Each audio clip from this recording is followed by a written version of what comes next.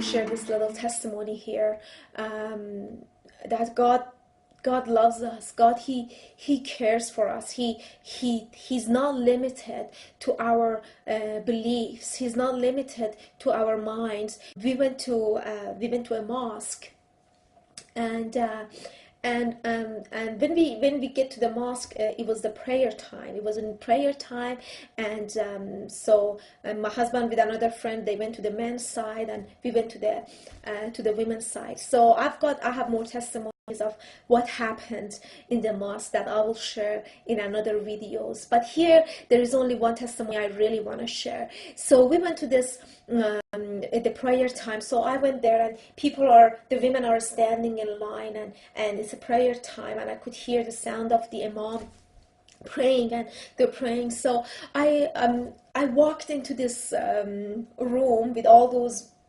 women standing in prayer line, and all of a sudden it was just like a flashback in my mind, and I went back to years and years back that I was one of them standing in that line, and God found me, and He revealed Himself to me, and I had this radical encounter with Jesus.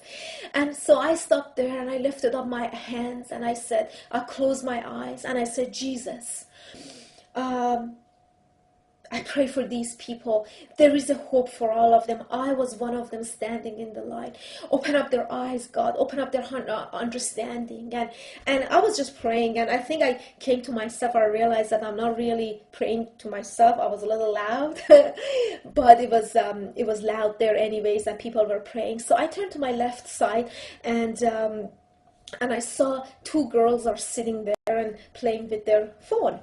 So I went immediately toward them, and I asked them, "Hey, ladies, it's a prayer time. Why are you not guys going for the prayer? Why are you not praying here?"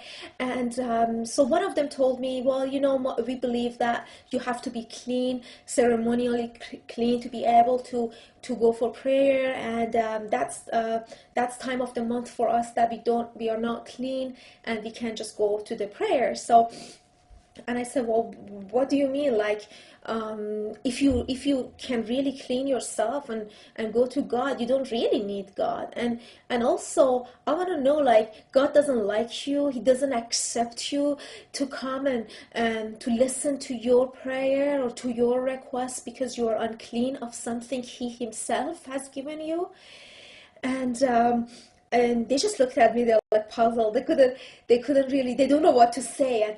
And so one of them was so uncomfortable. So grabbed the phone and started playing with her phone. But the other one was like, "I guess, I don't know. This is how our religion is." So, and I looked at her eyes, and I realized that she's really interested in this conversation. And I looked at her eyes, and I said, "Honey, do you know in Christianity, God loves you and He receives you all the time? You don't need to clean up yourself to go to God. You go to Him as who you really are because He loves you as who you are. You don't need to change yourself. He loves you as who you are. And if you need cleaning and cleansing, He does that. You don't need to do it for yourself. If you can do it, then you don't need God. God loves you all the time, and you can just go to Him and talk to Him all the time. And do you know that He also talks to you, and you can hear His voice, and you can talk to Him and He will answer back. He's not deaf, He's not mute. He understands. He can talk to you. And so now her eyes is like, whoa, yeah, like she was like shocked of things that I was telling her. She was a young girl, and I looked at her and I said, "As a matter of fact, God is telling me right now, I can hear His voice, that He's telling me that you want to go to school and the college and the university to continue this specific course, but because it's in this different city in another area, your family doesn't want you to go, and your family doesn't.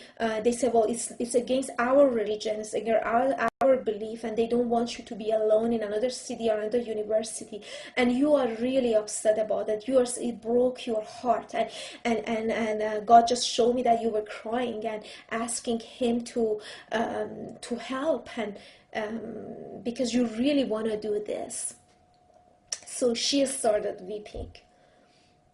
She started crying and crying, and she wept, and she couldn't control herself. She was shaking. So now imagine we are sitting behind the lines of prayer. I can still hear the sound of the imam in the mosque praying, and I can still see them in the corner of my eyes. They're still all bowing down and doing their prayers. But here, Jesus is so real to this little girl who was unclean, who God said, I don't like you. You are unclean. Don't come to me. Her God said that. But now Jesus is here and embraced her and showed her, no matter how you are, I love you. No matter how clean or unclean you are, I love you so much. So she wept. She was shaking. She was like sobbing. And I started sharing about the love of Jesus, and she was so done. She was done. My friend came and she hugged her and she talked to her, and we gave her a couple of napkins to clean up. Her friend sitting there playing with the phone but looking like, what is going on? And she was so uncomfortable. But it doesn't matter. God shows up for those who have open heart. He embraced you. It doesn't matter where you are. He shows his love to you, even if you are in the mosque, even though you were told that you are unclean and you can't come in the presence of God. But my God, Jesus comes to you and hugs you because he loves you.